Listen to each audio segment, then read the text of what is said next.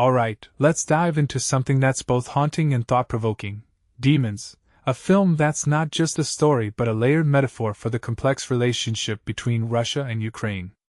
And personally, I think this is where cinema gets really exciting, when it uses personal narratives to unpack something as massive and nuanced as geopolitical conflict. So, here's the deal. The film is premiering at the Locarno Film Festival, and what immediately stands out is how writer-director Natalka Vorozhbyt is using love and betrayal as a lens to explore this tension. But what makes this really interesting is the way she's weaving together the personal, the political, and the mystical. It's not just a love story gone wrong, it's a microcosm of two nations' histories colliding. Now, let's break this down. The film is set in the 1990s, a period that's often overlooked but was pivotal for both Russia and Ukraine. Slavik, a Russian drifter with a vague past, ends up in a Ukrainian village, and Nina, a strong, independent woman, takes him in. On the surface, it's an unlikely romance, but as the story unfolds, it becomes clear that this isn't just about two people, it's about two countries.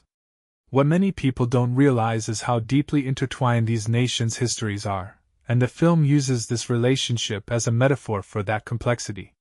Nina, in particular, feels like a symbol of Ukraine's post-Soviet identity, independent yet vulnerable. And if you take a step back and think about it, her character becomes a proxy for the country itself, making every threat to her feel like a threat to Ukraine's sovereignty. What's fascinating is how Vorozhbyt layers this story. She's not just telling a political tale, she's blending it with mysticism. The village where the story takes place has its own rules, witches, the dead speaking to the living, and this adds a surreal, almost otherworldly dimension to the narrative.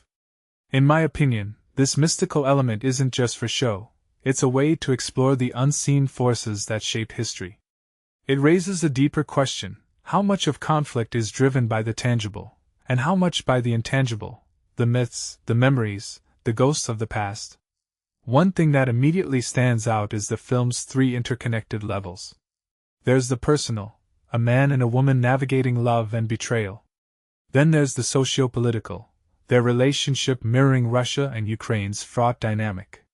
And finally there's the mystical, the blurred lines between the living and the dead. What this really suggests is that conflict isn't just about borders or power, it's about identity, history, and the stories we tell ourselves. From my perspective, this is where the film becomes more than just a commentary. It's a reflection on how personal and national identities are shaped and shattered. Now, let's talk about the trailer.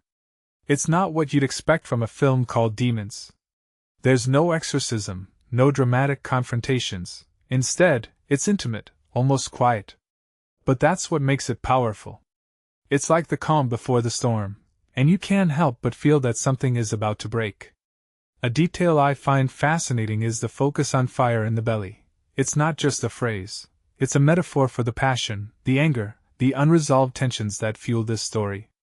It's a reminder that even in the quietest moments, there's a simmering intensity beneath the surface. So, what's the bigger takeaway here? Personally, I think Demons is more than just a film about Russia and Ukraine.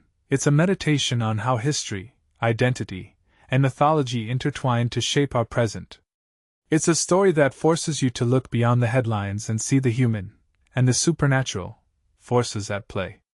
And as we watch Nina and Slavik's relationship unravel, we're not just witnessing a personal betrayal, we're seeing the fractures that define nations.